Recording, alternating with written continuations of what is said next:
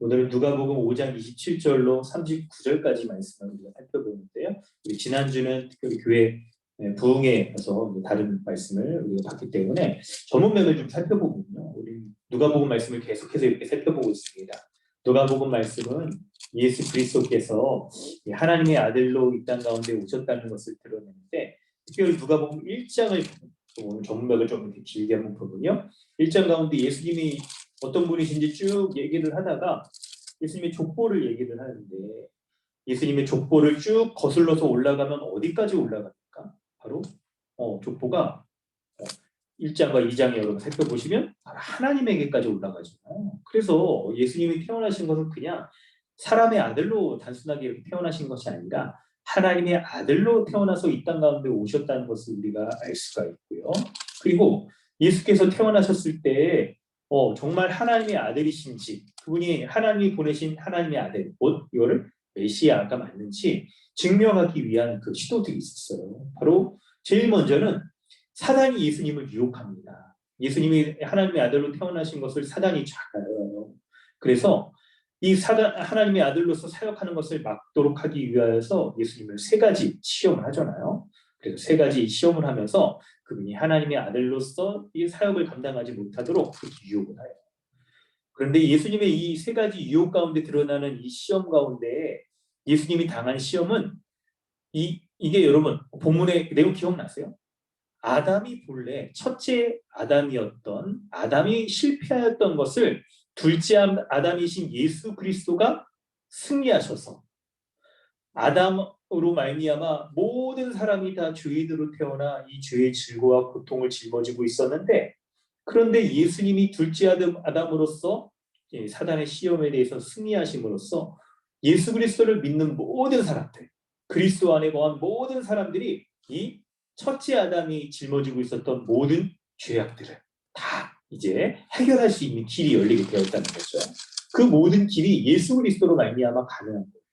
완전한 사람이시자 완전한 하나님의 아들로 오신 예수 그리스도로 말미암아 가능한 것이었죠.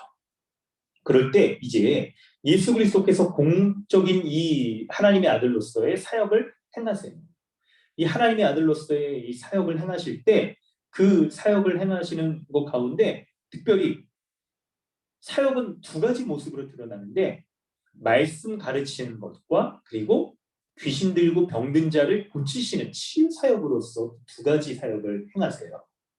말씀을 가르칠 때 예수님의 말씀의 사역에 있어서의 놀라운 독특한 특징이 뭐냐면 말씀에 권위가 있었다라고 당시에 성경을 굉장히 잘 알고 있었던 서기관들에게 인정을 받아요. 예수님이 말씀에 권위가 있었다는 건 뭐를 의미합니까? 그분이 타고난 어떤 달변가 혹은 이렇게 뭐 뛰어난 지식이 있었다는 것도 포함이 되겠지만, 그런데 예수님의 말씀에 권위가 있었다는 것은 그분이 말씀하시는 그대로 병든 자가 고침받고 귀신 들린 자가 쫓겨나가면서 그 말씀으로 말미암는 놀라운 영광이 드러나게 됐던 거예요. 그럴 때 그분이 말씀에 거의 영광이 드러나는 병든 자가 고침받고 귀신 들린 자가 쫓겨나가는 일이 이게 뭐를 의미하는가라고 할 때 바로 구약에 약속되어 있던 메시아, 하나님의 보내신 자가, 구원자가 이 땅에 오셔서 행하실 대표적인 모습이 바로 병든 자를 고치고 귀신 들린 자를 자유하게 하는 그 사역이었어요. 여러분 그게 이사야 말씀에 여러분 예언되어 있다는 거 기억나시나요? 그래서 예수 그리스도가 병든 자를 고치고 귀신 들린 자를 자유하게 하는 것으로 말미암아 그분이 하나님 나라를 이 땅 가운데 이루러 오신 하나님의 아들이시구나 하는 것을 우리가 알 수가 있었습니다. 자, 여러분 이렇게 해서 우리가 전문맥의 내용들을 지난 우리 얼마 동안 말씀들을 우리가 살펴봤었는데요. 오늘은 5장 27절부터 39절까지 말씀을 살펴보려고 해요. 5장 29절부터 39절까지 말씀을 찾아보는데 첫 번째는 27절로 32절을 좀 여러분 살펴보도록 하겠습니다. 자, 27절로 32절까지를 여러분 보시면 본문을 한번 먼저 설명해 볼게요. 한번 보세요. 27절에 보면 레위라고 하는 세리가 있어요. 세리라는 여러분 당시 그 이스라엘 지역 또 로마가 당시에 이게 다스리고 있었던 지역이죠. 그곳에서 이 세금을 로마가 다스리는 그 지역의 나라에서 세금을 걷어들여서 로마에 바치는 일을 하고 있었다는 사람이 바로 세리예요. 그 세리가 앉아 있었는데 예수님이 그 사람을 보시고 나를 따르라. 예수님의 제자가 되어라. 라고 이렇게 말씀을 하셨던 거예요. 그럴 때 그 세리가 28절에 모든 것을 버리고 일어나 따랐다라고 이렇게 기록이 되어 있고요. 예수님을 따른 세리인 이 레위가 29절에 보니까 예수를 위하여 자기 집에서 큰 잔치를 벌였대요. 잔치를 벌였답니다. 그래서 세리와 다른 사람들이 많이 잔치에 참여하여서 예수님과 함께 먹고 마시는 것이죠. 그런데 30절을 보니까 바리새인과 서기관들이 예수님의 제자들을 비방했어요. 너희가 어찌하여 세리와 죄인들과 함께 먹고 마시냐. 그러면서 이제 예수님이 대답을 해주시는 겁니다. 자, 이제 이 의미를 우리가 조금 더 본문 가운데 드러나는 메시지를 우리가 좀 이렇게 살펴보려고 하는데, 여러분, 여러분 우리 성경을 볼 때 여러분 상투적으로 우리가 볼 게 아니라 이렇게 교회 생활을 오래 좀 이렇게 해오신 분들은 본문의 내용은 아실 거예요. 그런데 이 내용 가운데서 어떤 메시지와 교훈을 주려고 하는가 하는 것을 여러분 아는 게 중요하잖아요. 단순한 여러분 단답형식 지식, 여러분 이게 우리에게 어떤 구원과 거룩에 대한 능력을 주겠습니까? 그 지식을 기반으로 해서 우리가 하나님 앞에 이 주시는 은혜와 그 메시지가 무엇인지를 알아야 되는 것이죠. 그래서 여러분 이걸 이렇게 딱 본문 딱 읽으면서 이거 아는 내용이야 뭐 이렇게 하고 넘어갈 게 아닙니다. 여러분 본문 가운데 말씀하시는 메시지가 뭔지 잘 파악하는 게 중요해요. 그럴 때 여러분 오늘 본문을 설명할 때 잘 보면요 공통적인 게 있는데, 우리 첫 번째, 이제 두 번째, 세 번째 분단을 살펴볼 때 예수님이 어떤 하시는 말씀과 행위에 대해서 반대하는 서기관과 바리새인들이 있어요. 이 사람들이 예수님에 대해서 왜 반대하는지, 그 반대하는 것에 대하여서 예수님은 어떻게 대답하시는지가 굉장히 우리가 잘 주목해서 봐야 될 부분이에요. 여러분 이 초점을 여러분 잘 기억해 주시기 바랍니다. 자, 그럴 때 27절부터 32절의 첫 번째 문단을 볼 때요. 여러분 30절에 바리새인과 서기관들이 왜 예수님의 제자들은 이 세리들과 함께 먹고 마시느냐라고 했을 때, 여러분 세리가 이렇게 예수님의 제자들에 대해서 질책하는 것은 당시의 기준으로 보면 이거 옳은 거였어요. 왜 그러냐면 세리는요 당시에 이 이스라엘 사람들의 이 생각에는요 사람들과 어울릴 수 없는 죄인으로서 여겨졌기 때문에 그런 거예요. 여러분 30절 말씀을 보면 너희가 어찌하여 세리와 죄인과 함께 먹고 마시느냐. 그래서 세리가 따로 있고 죄인이 따로 있고 이렇게 여길 수 있잖아요. 그 먹고 마시는 사람들 중에 그렇기도 한데, 근데 여러분 세리는 죄인으로서 여겨졌어요. 왜 그러냐면 저희 설명을 한번 해드릴게요. 세리가 어떤 일을 하는 사람이라고 그랬죠? 그렇죠. 세금을 걷어들이는 사람이라고 그랬어요. 세금을 걷어들이는 사람인데요. 여러분 이 세금을 이스라엘 사람들에게서 걷어서 로마에 바치게 되는 일을 하는데, 여러분 생각을 해보면 돈을 만지는 사람들은 여러분 돈의 유혹을 받기가 쉽잖아요. 그래서 돈에 대한 유혹 가운데에서 욕심을 가지고 부정한 착취를 벌이기가 쉬운 사람들이 바로 세리였습니다. 실제로도 그런 일들을 많이 했었고요. 그래서 율법의 기준에 의해서 이웃의 것들을 빼앗고 착취한 정해진 세금만 가지고 딱 이렇게 하면 문제가 되지 않았는데, 실제로 그렇지 못했던 거예요. 공정하게 세금을 걷어들인 게 아니라 몇 배 이렇게 막 걷어들이는 모습들이 막 나타났던 것이죠. 그리고 세금을 걷어들일 때 여러분 이 사람들이 누구에게 바친다라고 했습니까? 로마 사람들에게 바친다고 그랬잖아요. 그러니까 이방인들과 접촉하기 쉬웠던 거예요. 돈에 대한 욕심을 갖고 있었던 것과 함께 이방이 부정하다고 여겼잖아요. 율법의 기준에 의해서 이방인들 부정하다고 여겼잖아요. 그래서 부정한 이방인들과 접촉하기가 쉽기 때문에, 그렇기 때문에 이 세리들은요 죄인으로 여겨졌던 거예요. 게다가 여러분 이스라엘 사람들의 그 입장에서 생각해 보면 아니 같은 민족의 이 사람들이 고혈을 빼가지고 이 로마 제국에 갖다 바친다고 생각했으니까 얼마나 민족적인 정서로서도 이 사람들이 굉장히 안 좋게 여기고 약간 우리나라로 친다면 일제시대 그죠? 순사 경찰이 아니죠 순사 그 정도에 해당됐던 사람들이니까 굉장히 사람들에게 안 좋게 여겨졌을 거예요. 근데 안 좋게 여겨지는 것뿐만 아니라 율법의 기준에 의해서 이 사람들은 죄인들로 여겨졌다는 거예요. 마치 이전 본문에서 우리가 살펴봤을 때 나병걸 편자처럼 하나님 나라에 들어갈 수 없는 자로 여겨졌던 사람들이에요. 그렇기 때문에 세리와 접촉하는 것조차도 부정한 것으로 여겨졌던 거예요. 그런데 접촉 정도가 아니라 그들과 잔치를 열면서 그곳에 참여해서 함께 먹고 마신다라고 하니까 바리새인과 서기관들이 볼 때는 이 사람들은 지금 예수의 제자들은 큰 잘못을 지금 저지르고 있는 거다. 그렇게 여기게 되는 거예요. 이들의 반발은요. 이 당시에 통용되고 있던 생각들의 기준에 의해서 보면 자연스럽게 여겨질 수 있을 거예요.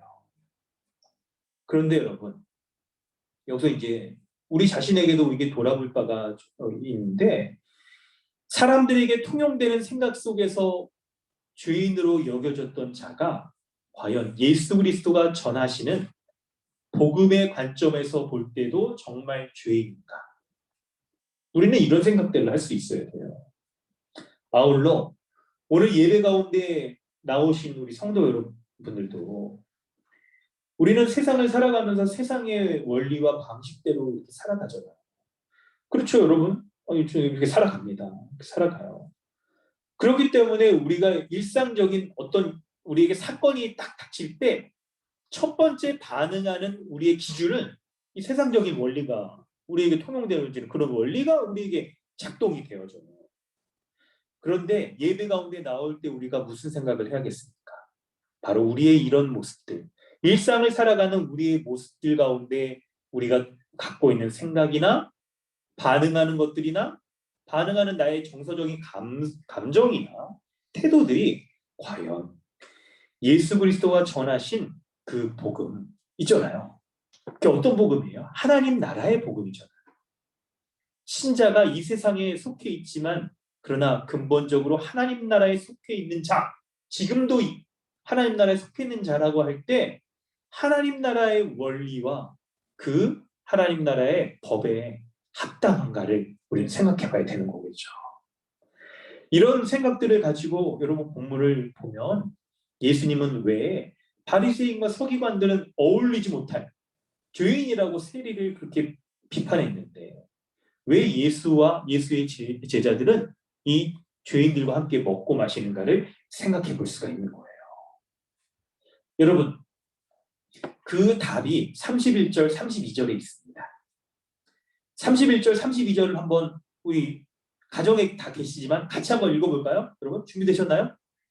좋습니다. 같이 한번 읽어보겠습니다. 우리 함께 읽습니다. 시작. 예수께서 대답하여 이르시되 건강한 자에게는 의사가 쓸데없고 병든 자에게라야 쓸데있나니 내가 의인을 부르러 온 것이 아니요 죄인을 불러 회개시키러 온다. 여러분, 예수님은 죄인을 부르러 오셨다라고 말씀하고 있어요. 예수님께서 이 세상에 오신 이유가 죄인을 불러서 회개시키기 위함이라고 말씀하신단 말이에요. 그런데 사람들은 이걸 오해해요.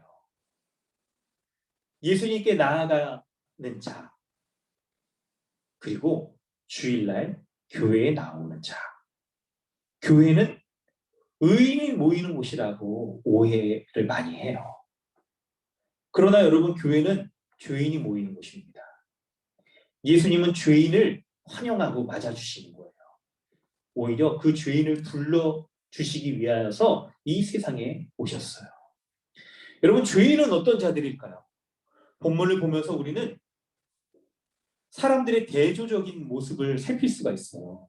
바로 죄인으로 여겼던 세리와 그리고 바리새인과 서기관들의 태도가 예수님을 대하는 태도가 굉장히 다른 것을 발견하게 돼요.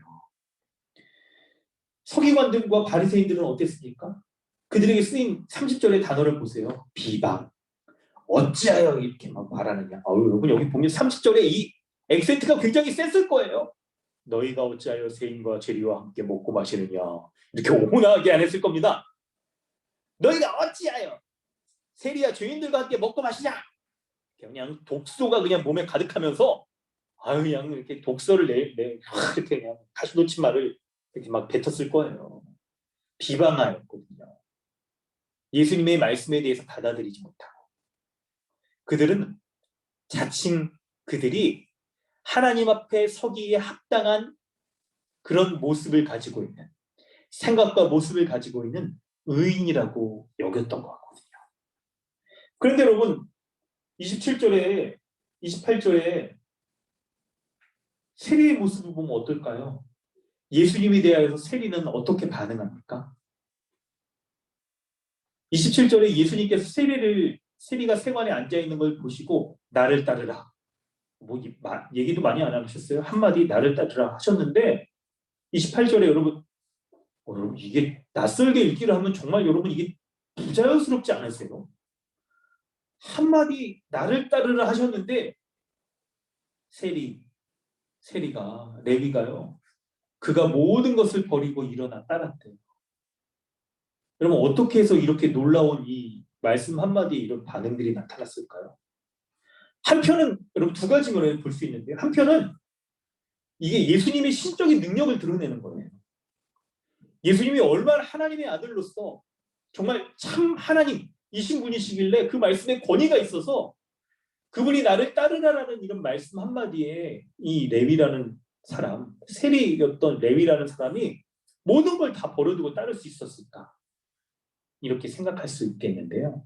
그런데 우리가 주목해서 봐야 되는 것은 다른 한편.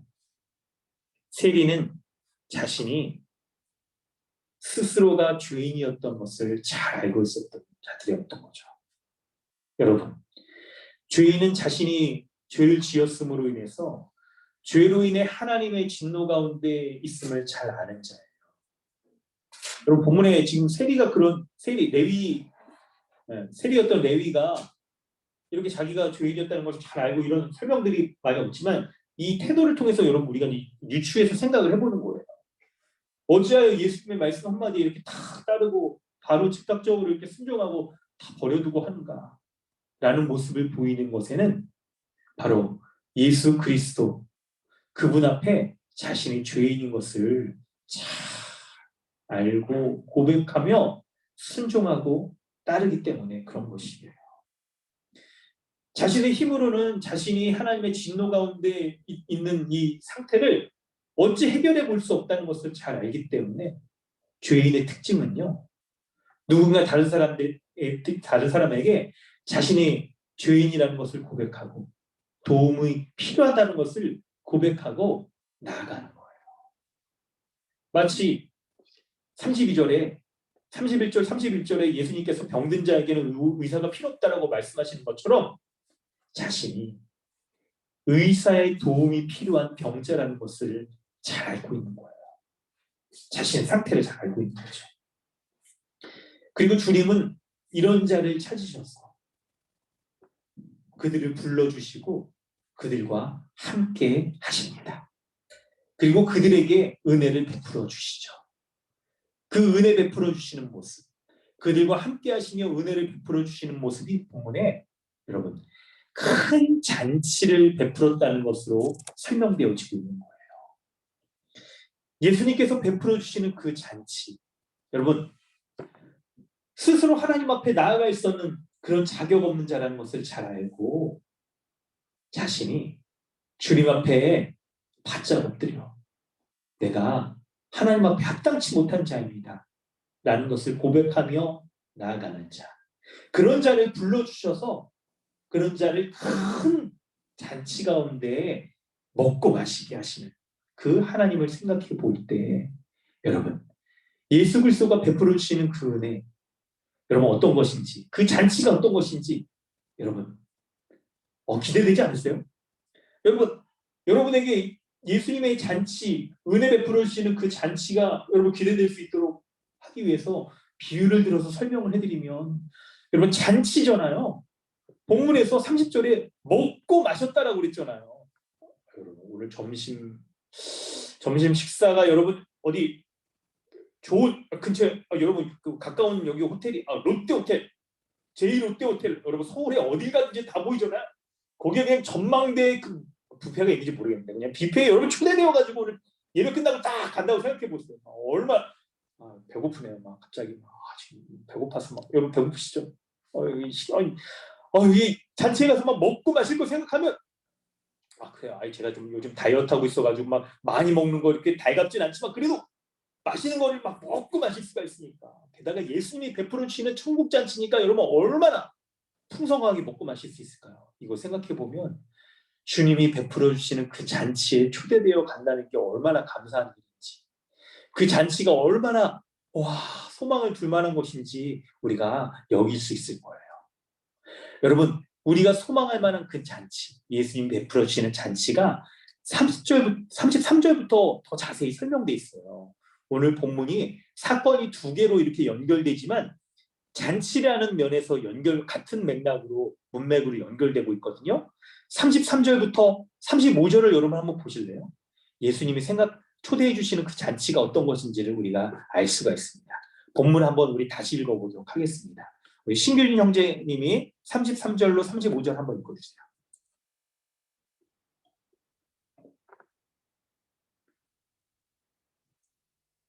네, 음소거 우리 호스트. 그들이 예수께 말하되 요한의 제자는 자주 금식하며 기도하고 바리새인의 제자들도 또한 그리하되 당신의 제자들은 먹고 마시나이다. 예수께서 그들에게 이르시되 혼인집 손님들이 신랑과 함께 있을 때 너희가 그 손님으로 금식하게 할 수 있느냐. 그러나 그날에 이르러 그들이 신랑을 빼앗으리니 그날에 금식할 것이라. 하지니라. 네. 아멘. 우리 33절부터 35절을 보면 그들이라고 나오는데 우리 30절에 바리새인과 서기관들이겠죠. 바리새인과 서기관들이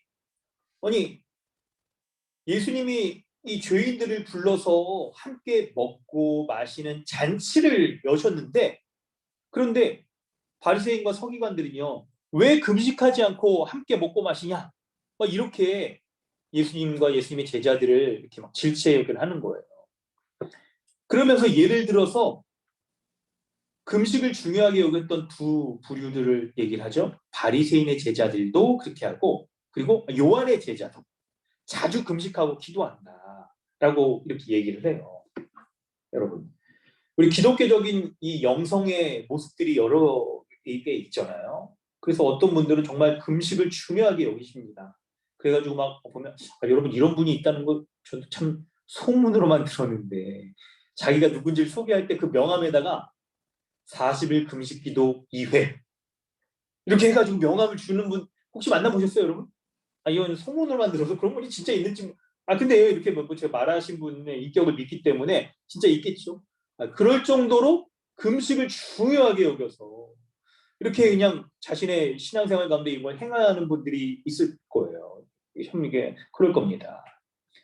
그럴 때 여러분 근데 요한의 제자와 바리새인의 제자들이 금식을 자주 하는데 이렇게 하는데 왜 예수님의 제자들은 금식 안 하고 먹고 마시냐?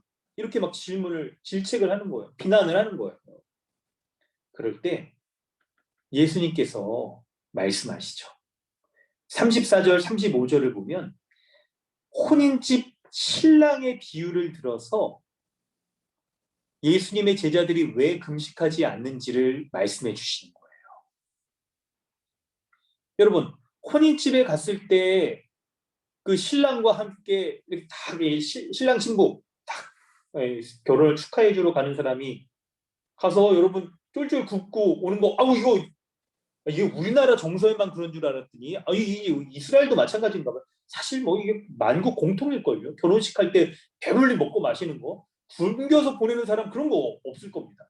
심지어는 여러분 이게 좀 해서는 안 되는 거겠지만 이렇게 혼인집 이런 거 결혼식장 이런 거 갈 때 막 어떤 분들은 막 이렇게 부조금도 안 하고 가서 몰래 막 관계자도 아닌데 이게 관계되는 사람도 아닌데 가서 그냥 밥도 얻어 먹으려고 막 이렇게 하는 분들도 있다고 그러잖아요. 그런데 그게 발각되더라도 대부분은 이렇게 막 아니, 안 된다 이렇게 하길 수도 있겠지만 이거 좋은 날이니까 이거 막 그렇게 하지 말고 식사하러 가시라고 이렇게 하는 정도까지 있는 것으로 봐서 혼인식이 벌어질 때, 결혼식이 벌어질 때 함께 배불리 먹고 마시는 게 너무나도 중요한 거다. 이렇게 여기 말씀을 해주시는 거예요. 그런데 여러분 여기에서 예수님이 말씀하실 때 혼인집에서의 신랑이 누구라고 말씀하시냐면 바로 예수님 본인이라고 예수님이 비유를 통해서 말씀하고 있는 거예요. 비유를 통해서 예수님이 혼인집의 신랑으로 이 세상 가운데 오셨다라고 이렇게 말씀하십니다. 여러분, 우리 성경을, 설교를 이렇게 쭉 보시는 분들이 딱 보실 때, 예수님이 본인에 대해서 내가 어떤 사람, 어떤 존재다라는 것을 드러낼 때 여러 비유를 사용하여서 여러분 약간 혼동이 될 수도 있겠지만 그러실 필요 없어요. 제일 중요한 건 예수님이 하나님의 아들, 메시아 뿐만 아니라 완전한 사람, 그리고 잘 가르치는 권위 있는 가르치는 자, 귀신과 병든 자를 회복시키는 분. 그렇죠. 여러분 많네요. 많긴 많은데 이게 예수님이 어떤 분이신지에 대해서 잘 설명하고 이해를 시켜주기 위한 방식인 거예요. 그만큼 예수님이 이 풍성한 은혜를 주시는 분이라는 걸 드러내는데 한 가지를 더 얘기한다면 오늘 본문에서 바로 혼인집 신랑과 같은 분이 바로 예수님이라고 말씀하시는 거예요. 그럴 때 여러분 혼인집의 신랑이 예수님인데요. 여러분 예수님이 굳이 자신을 신랑이라고 이렇게 비유를 할 때 여러분 예수님이 어떤 분이신지에 대해서 알려주시려고 하시는 걸까요? 예수님이 어떤 분이신지 알려주시려고 하는 걸까요? 바로 여러분 예수 그리스도께서 지금 혼인잔치를 베풀어 주시는 분이란 메시아로 하나님의 아들로 구원을 베풀어 주시는 분이 혼인잔치를 베풀어 주시는 분이라는 것을 알려주시는 거예요. 그렇기 때문에 예수 그리스도가 행하시는 그 잔치, 혼인잔치, 하나님 나라의 잔치가 벌어졌을 때 그때에는 더 이상 금식하여서 먹지 않고 굶주리지 않고 배고프지 않은 일들이 이런 은혜가 베풀어진다는 것을 말씀해 주고 있는 거예요.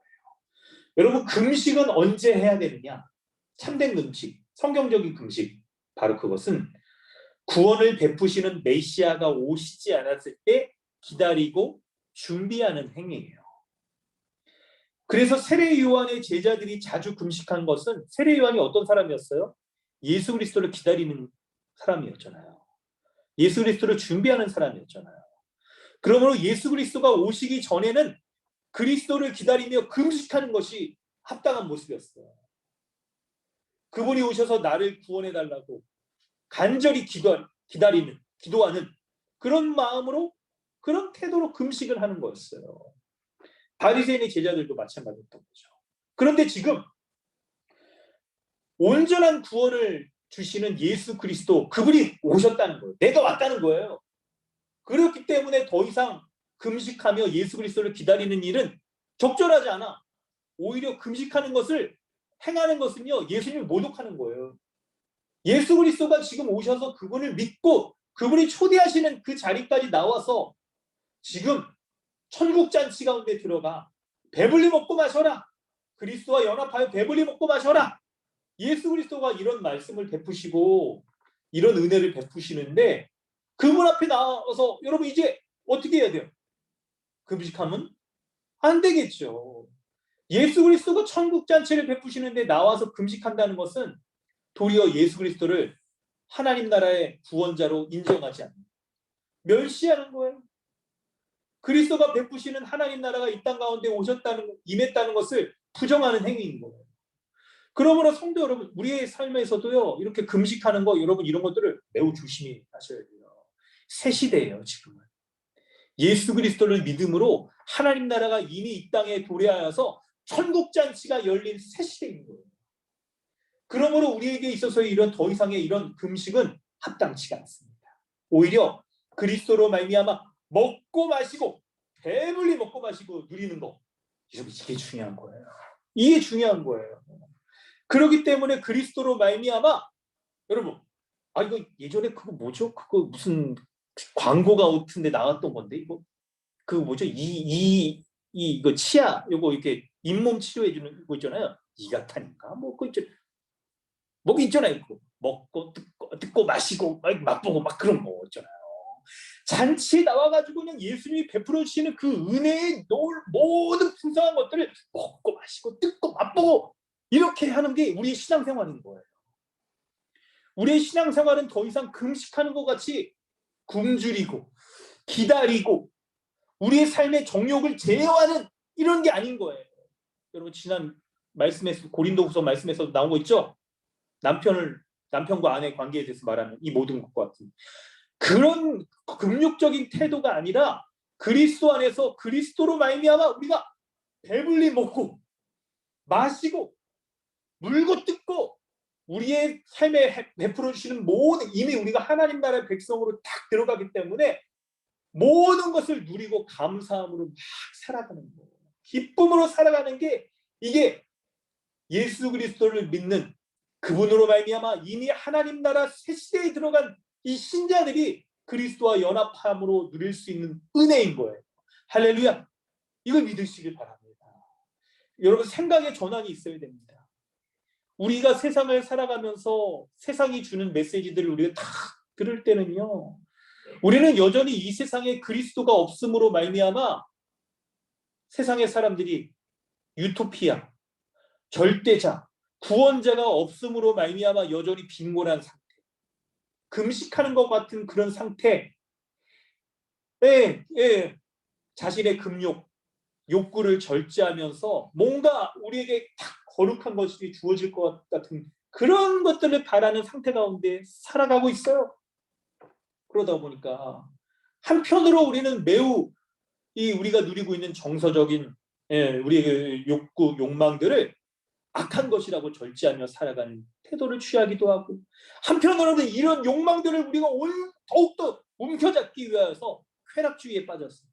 세상을 마치 그냥 내가 뭔가 성취해야 되는 것들로 여기면서 잘못된 이 쾌락주의에 빠지게도 되는데 여러분 그리스도가 오셨다는 이 하나님 나라의 복음으로 말미암는 생각, 사상 우리가 그런 삶을 살아가게 되면 이 금욕주의와 쾌락주의가 우리에게 발붙일 것이 없어요.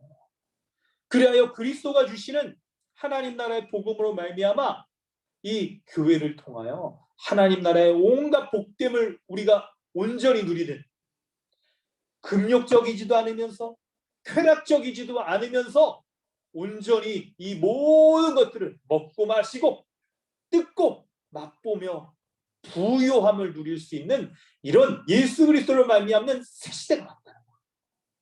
신랑이신 예수 그리스도가 모든 사람들을 다 불러주셔서 죄인인 자를 다 불러주셔서 이제 예수 그리스도가 베푸시는 혼인잔치, 천국잔치, 하나님 나라 잔치에 들어가 배불리 먹고 살 수 있는 이 은혜를 우리 가운데 베풀어 주시는 거예요. 할렐루야. 성도 여러분, 이 은혜 베풀어 주시는 새 시대가 우리 가운데 왔어요. 그러므로 예수 그리스도가 베풀어 주는 새 시대가 왔기 때문에 여러분 금식하는 것이 합당치 않죠. 그리스도로 말미암아 그분이 주시는 완전한 의와 거룩 이 삶을 살아가는 것 가운데 우리는 그리스도를 믿음으로 말미암는 이 은혜를 온전히 누리는 잔치, 매일 잔치가 우리에게 펼쳐지게 된 거예요. 여러분 얼마나 기쁘고 감사합니까? 매일 잔치라고 하니까 저도 안 되겠어요. 다이어트 맨날 이런 거 하다 보니까 그냥 사람 왠지 날카로워지는 것 같고 짜증나는 것 같고 그냥 괜히 막 내가 이거 먹는 거 보면 막 이거 절제해야 돼 막 이거 이거 손 벌벌벌 떨면서 안 돼. 매일 잔치인 거예요. 매일 잔치, 매일 뷔페. 오늘은 육상 빌딩, 내일은 롯데, 신라 호텔 이런 잔치의 삶이구나. 그냥 그렇기 때문에 여러분 예수 그리스도 안에 하나님 나라의 이 잔치에 참여하는 자들은 어때요? 살이 찔 수밖에 없어요. 살이 찔 수밖에 없어. 여러분 예수님 생각해 보면서 예수님의 모습이 어떻겠다 이 사람들이 상상으로 그린 거 보면 삐쩍 말라가지고 당시에 무슨 팔레스타인의 목수 농부 이랬을 거다 이런 생각하는 사람도 있는데 아니에요. 매일 잔치를 벌이신 예수님 생각해 보세요. 살이 그냥 둥실둥실하고 그냥 턱도 2개, 뱃살도 넉넉해. 아니 배도 그냥 이렇게 푹 나오는 아저씨, 뭐 KFC 뭐 같은 막 그런 아저씨 모습. 이게 예수님과 예수님의 제자들의 모습이었을 거예요. 성도 여러분, 아니 다이어트, 그 육신의 다이어트는 해야 되는데 영적인 다이어트는 여러분 하시면 안 됩니다. 금욕주의와 쾌락주의에 빠지게 돼요. 그리스도로 말미암아 매일 배부르고 매일 먹고 마시고 우리에게 주어진 일상 가운데 누릴 수 있는 모든 삶을 우리가 누릴 수 있도록 교회를 통하여 이 모든 것들을 천국의 복을 누릴 수 있도록 하시는 게 바로 그리스도가 오신 새 시대의 복인 거예요. 여러분 제가 지금 새 시대라는 걸 강조하고 있는데 36절 37절 말씀을 보면 예수 그리스도가 우리를 새로운 시대 가운데 베풀어 주셨다는 것을 알 수가 있는데 그 비유를 여러분 두 가지를 얘기하잖아요. 헌옷에 새 옷 조각을 붙이는 사람이 없다는 것과 이 새 포도주를 낡은 가죽 부대에 넣는 사람이 없다라고 말씀하시는 건데 여러분 이 공통적인 특징이 뭡니까?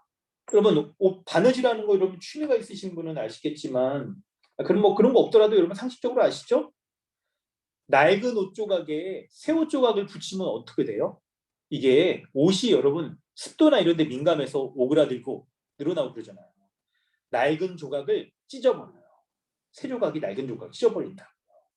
마찬가지로 새 포도주를 낡은 가죽 부대에 넣으면 어떻게 됩니까? 새 포도주가 발효하면서 낡은 가죽 부대를 터뜨리잖아요.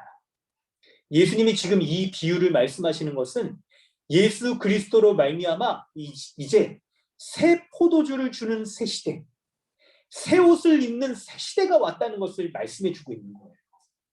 그러니까 더 이상 이전에 옛 시대의 삶, 낡은 옷을 입고 낡은 가죽 부대와 같은 그런 옛 시대의 삶, 묵은 포도주를 먹는 것 같은 옛 시대의 삶으로부터 벗어나 예수 그리스도 주인을 불러 하나님 나라의 잔치 가운데 은혜를 누리게 하시는 새 시대에 거하여서 날마다 은혜를 누리며 날마다 배부르고 날마다 먹고 마시고 살아가며 주님의 은혜로 감사하다, 주님의 은혜로 충만하다, 주님의 은혜로 등따숩다 라고 고백하며 살아가는 새 시대의 은혜를 누리도록 우리에게 은혜를 베풀어 주신 거예요. 할렐루야.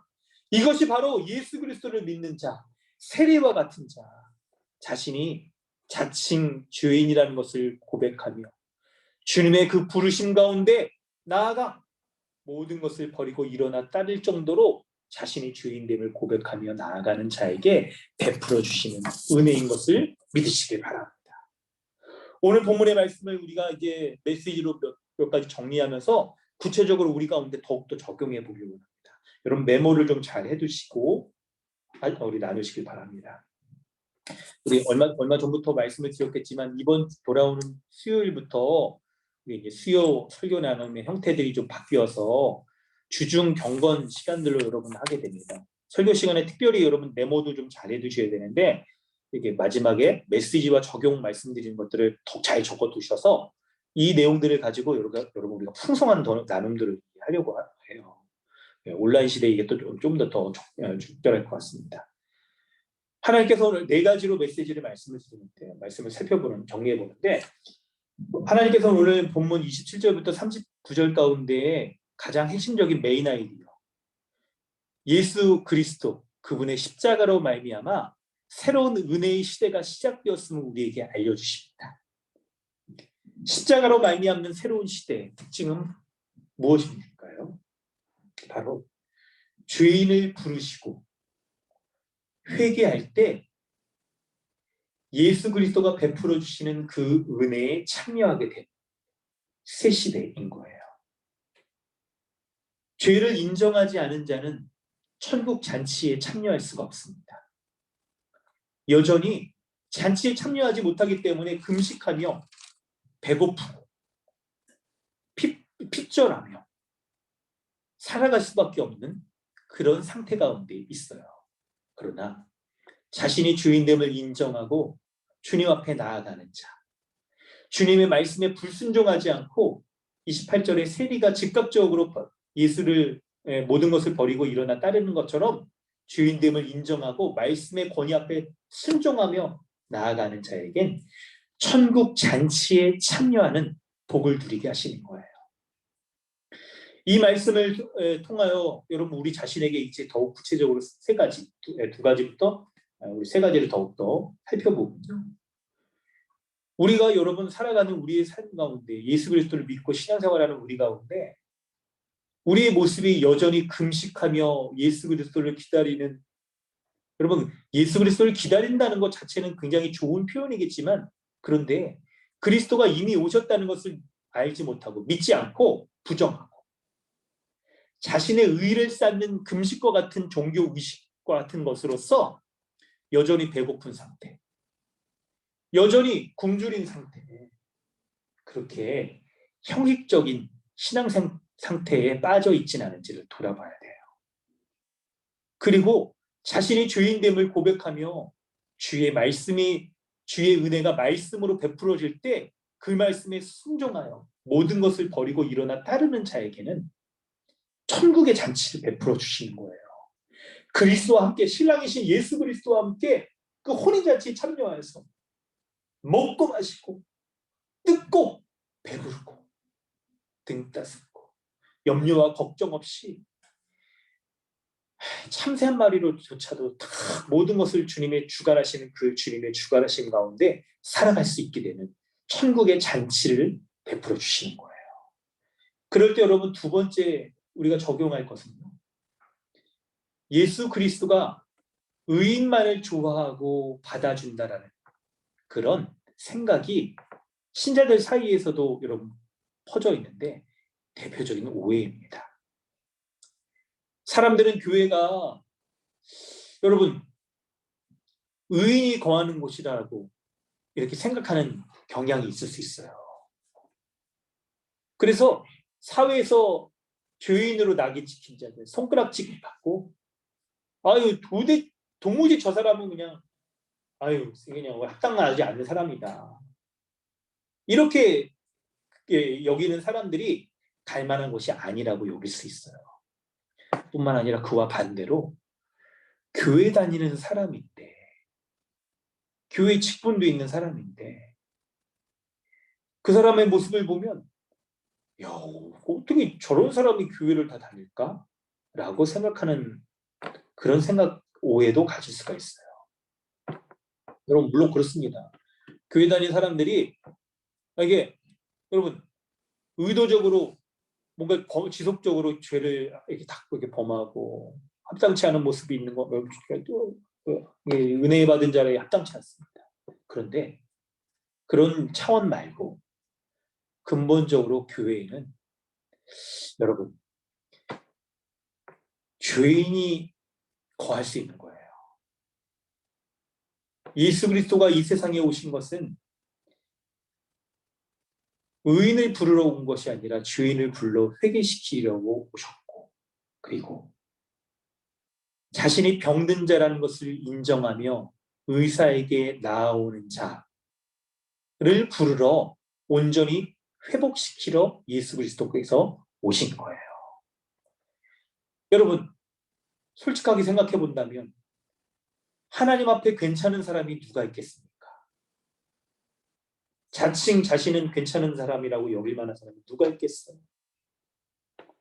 모든 사람이 다 하나님 앞에 서기에 합당치 못한 죄인인 것이죠. 모든 사람이 다 병 걸려서 죽어가고 있지 않습니까? 자신이 완전히 병과 무관하여서 건강하여 이 세상을 무병장수하고 영원히 죽지 않고 살아갈 수 있을 것이라고 여기는 사람이 있을 수 있을까요?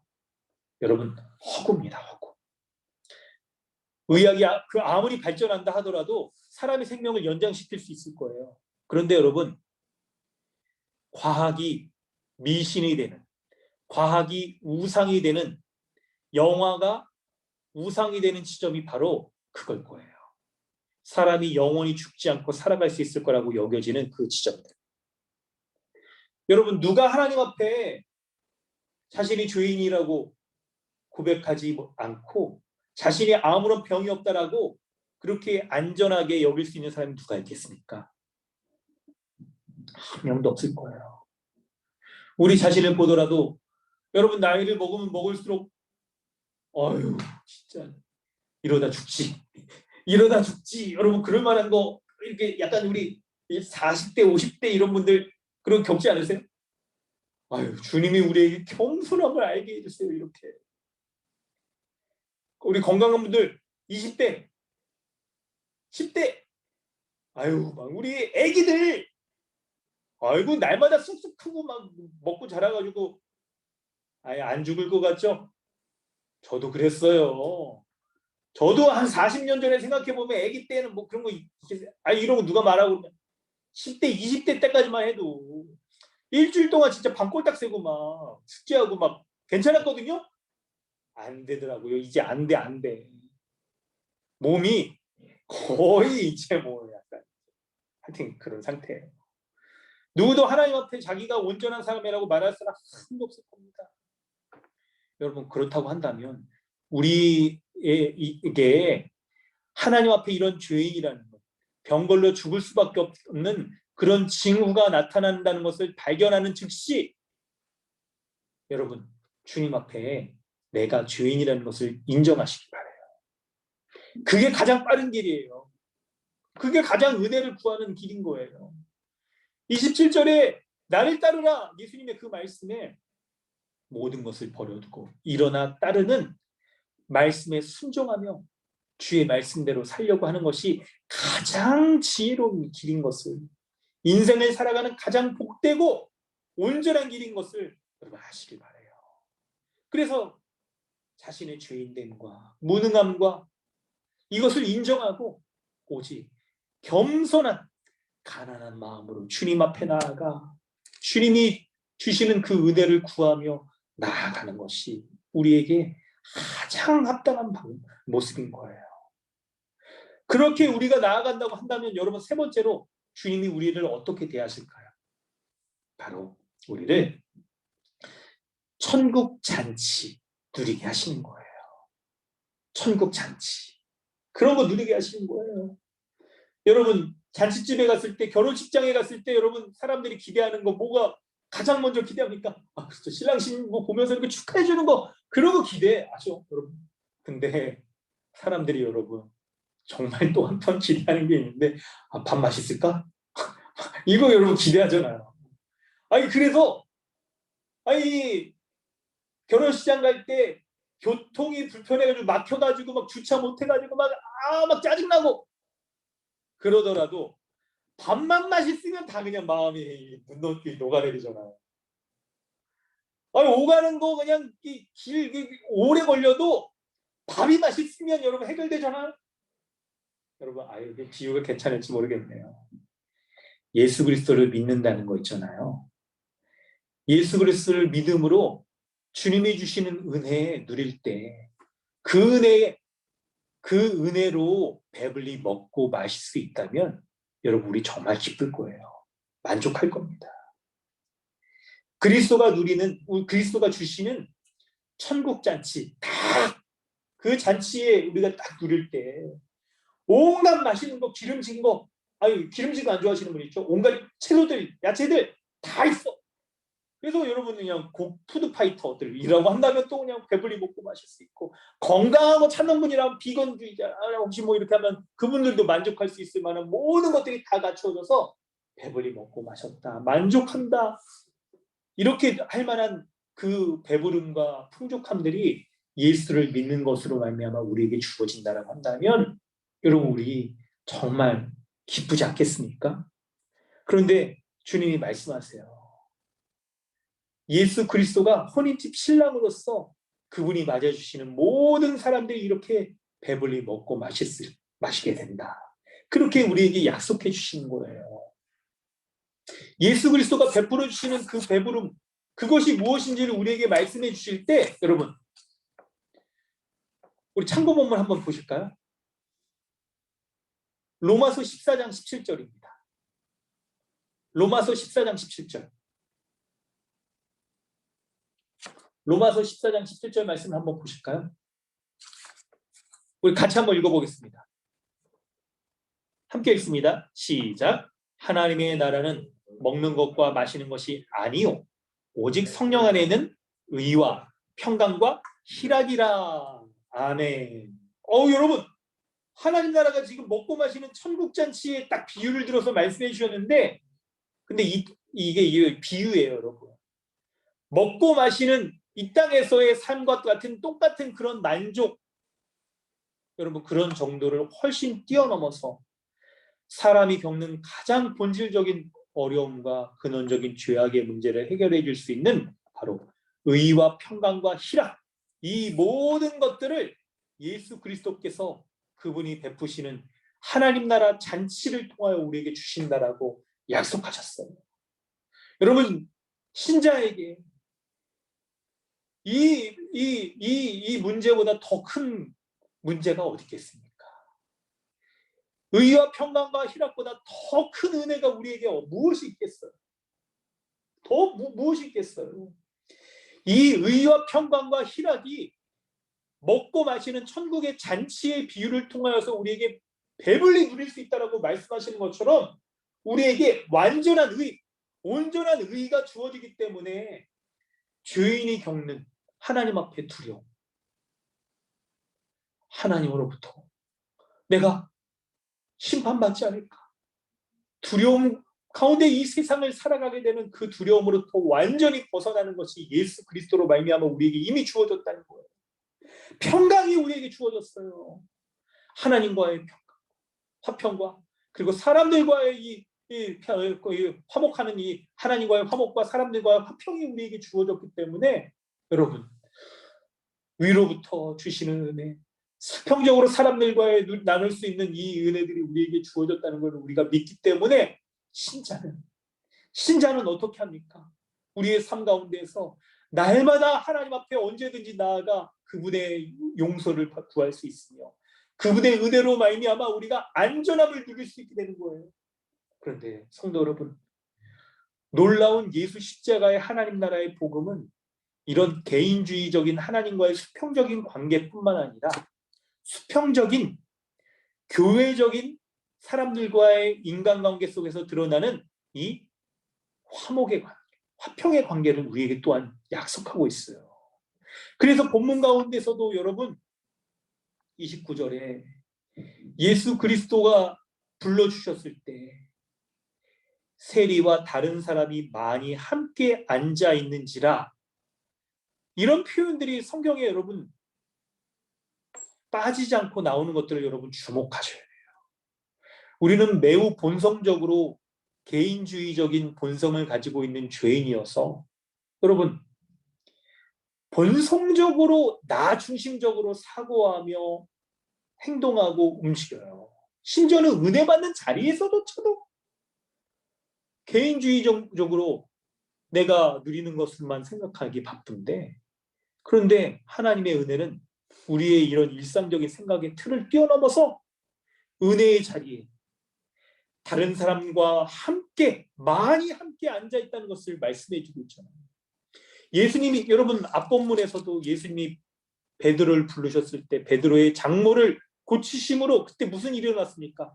베드로의 고침받은 장로가 제자들을 수종드는 일을 행했던 거 여러분 기억하시죠? 은혜의 자리, 참된 은혜의 자리는 자신이 하나님으로부터 화목한 관계를 누리고 있다는 것뿐만 아니라 그런 자는 동시에 뗄래야 뗄 수가 없는 거예요. 동전의 양면이 여러분 떼어집니까? 한 면만 볼 때 두 면이 없는 것처럼 보이지만 뗄 수가 없는 것처럼 사람들과의 화평의 관계를 누리게 되는 거예요. 여러분 이것이 십자가로 말미암아 용서받은 자의 너무나도 자연스러운 삶인 거예요. 그러므로 여러분 이걸 잊지 말고 기억하세요. 은혜의 자리에 우리의 생각이 이제 이런 이 작동의 회로가 하나님으로부터 은혜 받았다라고 할 때 이 은혜가 사람들과도 화목하게, 화평하게 되는 일들이 우리에게 아주 이게 여러분 본성적으로 이제 딱 작동이 돼야 돼요. 그렇기 때문에 예수 십자가로 말미암아 구원받은 사람들이 한 세 사람이라고 말하잖아요. 새로운 사람이라는 것을 먼저 강조하지 않고 하나의 새로운 사람이라는 것을 먼저 강조하고 있잖아요. 이게 우리의 삶에 눈으로 적극적으로 드러나는 하나님의 은혜 받은 자의 합당한 모습인 거예요. 은혜의 자리 가운데 하나님으로부터 은혜 받았습니까? 우리는 한 사람으로서 이웃과의 화평의 이 은혜들을 누리시길 바랍니다. 그래서 하나님이 주시는 은혜가 우리에게 딱 기억나면 이게 본성적으로 우리에게 이제 어떻게 작동되어지냐면 내가 이웃과 화평하게 될 거, 이걸 누리게 되는 거예요. 그래서 하나님께 은혜 받은 자는요, 본성적으로 다른 사람에 대한 용서가 마음이 들고, 다른 사람이 불편하고 어렵게 했다면 용서받고자 하는 마음, 용서받고자 하는 마음으로 상대방에게 찾아가고자 하는 이 본성적인 반응들이 드러나는 게 은혜 받은 자의 마땅한 모습인 거예요. 너무나도 자연스러운 우리의 작동 방식인 거예요. 삶의 방식이 완전히 이렇게 바뀌어버린 거예요. 우리 회로가. 여러분, 이런 모습이 우리에게 드러나지 않는다라고 한다면 그러면 심각하게 한번 생각해 보셔요. 신랑과 함께 지금 먹고 마시고 있는지, 아니면 내가 바리새인과 서기관과 같이 지금 금식하며 배고파하고 있지는 않은지를 생각해 보셔야 돼요. 그러므로 여러분, 하나님이 말씀 가운데 주시는 은혜가 있다면 이것이 우리에게 즉각적으로, 아유 그래 이 말씀은 저 김집사가 막 이게 딱 해당되는 말씀이야, 손가락질 한다는 게 아니고, 이 주시는 은혜를 나의 이웃과 나누고 싶다. 이 반응들이 즉각적으로 드러나게 되는 게 의와 평강의 은혜를 누리게 되는 거예요. 뿐만 아니라 여러분 먼저 용서해주고 싶은 마음. 여러분, 이게 우리에게 두 가지 같이 일어나요. 누가 내 지금 원수진 사람, 이렇게 막 마음 불편한 사람이 있으면 그 사람을 먼저 용서해주고 싶은 마음이 또한 일어나는 것과, 또 우리에게 또 한편으로는 내가 먼저 찾아가서 또한 그 사람이 얼마나 불편해할까. 설령 내가 잘못하지 않았더라도, 그 사람이 잘못했다라고 여겨지더라도 그 사람이 그 어려움으로 인하여서 지금 얼마나 불편할까. 내가 그래서 먼저 찾아가서 그 사람을 용납해 줄 수 있는 거. 이 마음들이, 움직임들이, 이 정서가 우리에게 드러나는 것이, 이 교회적인 문화가 일어나는 것이 예수 안에 있는 천국잔치, 새로운 은혜의 잔치 시대 가운데 들어간 신자의 모습인 거예요. 이것이 바로 그리스도가 주시는 의와 평강과 희락을 누리는 그런 신자의 삶인 거예요. 그런 삶인 거예요. 여러분, 희락을 누리는 삶입니다. 그리스도가 주시는 이 복을 빼앗을 수 있는 것이 우리에게 아무것도 없는 거예요. 빼앗을 수 있는 것이 없는 거예요. 근데 우리는 무엇으로 이것을 빼앗길까요? 무엇으로 우리가 빼앗긴 것처럼 그렇게 여겨질까요? 바로 그 지점은 바로 요런 면이에요. 예수 그리스도로 말미암아 지금 낡은 가죽 부대를 찢어버리고, 낡은 옷을 찢어버리고, 새 포도주의 기쁨, 새 옷을 입는 기쁨을 누리게 하는 새 시대가 이미 이 땅 가운데, 교회 가운데 임했다라는 것을 보지 못하도록 하는 무지, 그것이 왔다라고 하는 것을 보지 못하게 하는 영적인 이 어두움, 그 은혜를 누리지 못하도록 하는 마음의 바리새인과 서기관 같은 교만함, 이것이 우리로 하여금 이 하나님이 주시는 은혜를 기쁘게 누리지 못하도록 하는 이 장애물들로 우리에게 작용하고 있어요. 사랑하는 성도 여러분, 예수 그리스도가 혼인잔치 가운데 이 땅에 2000년 전에 이미 시작하신 하나님 나라의 복락을 이미 우리가 기쁨으로 누릴 수 있도록 하는 그 비결이 무엇에 있는지 아세요? 바로 믿음에 있습니다. 믿음에 있는 거예요. 예수 그리스도를 믿는 믿음, 그리스도로 말미암아 하나님 나라가 이미 시작되었다는 것을 믿는 믿음, 나 같은 죄인인 자를 불러주셔서 천국 잔치의 복락을 누리게 하신다는 그 믿음, 그리스도로 말미암아 의와 평강과 희락을 온전히 누리게 하신다는 그 믿음, 지금도 그리스도가 보내신 성령으로 말미암아 나의 교만함을 뽑고 지체를 용서할 수 있으며 지체를 용납할 수 있으며 내가 한 몸으로서 이 교회 가운데 이 하나님 나라의 복됨을 다할 수 없는 복됨을 누릴 수 있게 한다는 그 믿음 말이에요. 이게 신랑인 예수 그리스도와 연합하여서 신부된 자가 누릴 수 있는 은혜인 거예요. 이런 은혜를 누리시길 바랍니다. 이런 은혜 풍성히 먹고 마시며 배부르시길 바랍니다. 날마다 배부르세요, 여러분. 날마다 잔치를 벌이세요. 날마다 이 천국 잔치를 배설하세요. 그래서 여러분 좀 안타깝습니다. 교회가 예수 그리스도로 말미암아 날마다 천국 잔치를 누린다는 것 때문에 이 고린도 교회 가운데 성만찬 모든 사람이 다 먹고 마시는 게 중요해서 늦게 온 이 노예들이 못 먹는 문제를 굉장히 중요하게 여겼잖아요. 그런 것처럼 이 전통이 교회 가운데 공동 식사에 남아 있어서 배불리 먹고 마시는, 교회 가운데 점심 식사 이거 국수 주고 이러는 건 그리스도가 주시는 배부른 잔치, 이거를 약간 이게 못 살리는 거거든요. 먹고 마셔야 돼. 여러분 지금 오늘 식사 각각 가정에서 하지만 오늘 식사 메뉴 뭐 준비하셨어요? 오늘 식사 준비하신 분들 있죠? 잔치를 벌이세요. 잔치. 배불리 먹고 마시기 바랍니다. 할 수 있는 만 냉장고를 여세요. 냉장고 파먹기라도 해가지고 여러분 하세요. 냉장고가 없으면 배달이라도 좀 시키면서 배불리 먹고 마시면서, 여러분 이거 상징적으로 드러내라는 거죠. 배불리 먹고 마시세요. 뿐만 아니라 여러분 하나님이 주시는 은혜를 누리면 즉각적으로 어떤 회로가 작동해야 된다고 말합니까? 지체들과 이웃들과 이 은혜를 누리라고 말씀하고 있잖아요. 여러분 수평과 수직과 수평 자연스럽게 이게 작동돼야 돼요. 그래서 한몸된 교회의 성도들과 교회적 삶을 살아가면서 돕고 섬기고 사랑을 나누는 이 실천이, 이 모습이 우리에게 자연스럽게 작동되어야 돼요. 이게 새 시대에 들어간 신자의 모습인 거예요. 그래서 하나님께 향하여서 이 세리 28절에 레위가 보여준 것처럼 모든 것을 버리고 일어나 따르는 것과 함께 수평적으로 동시에 독립전의 양면처럼 세리와 죄인들이 함께 먹고 마시는 일들, 함께 먹고 마시는 이 은혜들이 우리의 이웃들과의 삶에서 드러나야 되는 거예요. 가장 먼저는 가장 우리의 온전한 이웃이 누굽니까? 교회, 한몸된 지체들과 이 은혜를 누리는 것이죠. 삶의 이 규모 면에서 살핀다고 한다면 제1의 이웃이 누굽니까? 부부죠. 부부 가운데 여러분 이 은혜를 나누세요.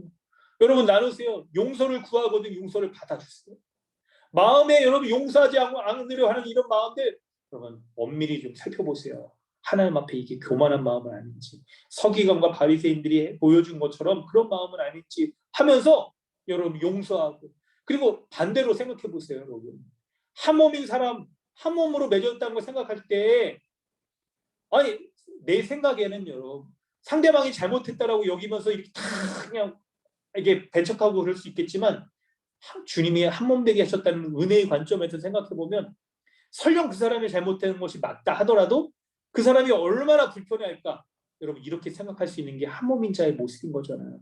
우리가 이렇게까지 생각의 회로가 이렇게 작동하지 못한다는 것을 생각해 보면 내가 주님 앞에 얼마나 이렇게 교만한 자인가, 그렇게 생각하고 있지 않은지 여러분 돌아볼 수 있어야 됩니다. 그러면서 가장 가까운 이웃인 부부간의 회복이 일어날 수 있어야 되는 것이죠. 용서하세요. 그리고 용납해 주세요. 그리고 또한 이웃인 자녀들과도 마찬가지죠. 부모와 자녀의 관계에 있어서 자녀가 효를 행할 뿐만 아니라 부모가 잘 지도해 주고, 그리고 여러분의 이웃들과 이렇게도 하시길 바랍니다. 여러분의 이웃들과. 여러분 오늘 말씀을 돌아보면서 우리의 삶에서 우리가 하나님의 은혜를 온전히 누리며 하시겠으면 좋겠습니다. 우리 함께 이 시간 기도하기를 원합니다. 함께 기도하겠습니다.